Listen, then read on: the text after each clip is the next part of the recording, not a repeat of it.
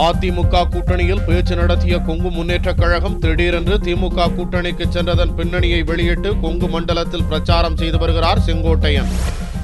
அதிமுக தலைமை நிலைய செயலாளரும் ஈரோடு மாவட்டம் கோபி தொகுதி வேட்பாளருமான செங்கோட்டையன் தீவிர பிரச்சாரத்தில் ஈடுபட்டு வருகிறார். கோபி தொகுதியில் பெண்கள் ஆரத்தி எடுத்து வரவேற்பு தெரிவித்தனர். அப்போது பேசிய செங்கோட்டையன், கொங்கு முன்னேற்றக் கழகம் திமுக அணிக்கு மாறியதற்கு கோமுக தலைவர்கள் சிலரின் தனிப்பட்ட ஆதாயம்தான் காரணம் என்று குற்றம் சாட்டினார். அவர்களுடன் 13 முறை பேச்சுவார்த்தை நடத்தி ஏமாந்து போய்விட்டதாக செங்கோட்டையன் கூறினார். அண்ணன் பன்னீர்செல்வம் 2 பேரும் தான் போய் பேசிட்டே இருக்கோம்.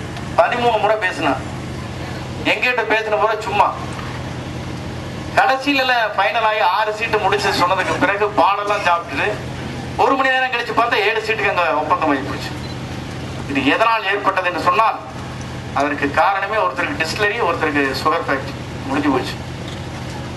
எல்லாம் விரும்பினது அதிமுக கூட்டணி வேணும்னா, ஆனா அந்த கூட்டணி முடிந்ததற்கு சில காரணங்கள் இருக்கிறது. ஆட்சி வந்தவுடன் யாரார் அங்கே ஃபைல் எடுத்து காட்டிடுவோம். கொங்கு மண்டலம் முழுவதும் இப்பிரச்சனையை தீவிரமாக பிரச்சாரம் செய்ய அதிமுகவினருக்கு உத்தரவிடப்பட்டுள்ளது.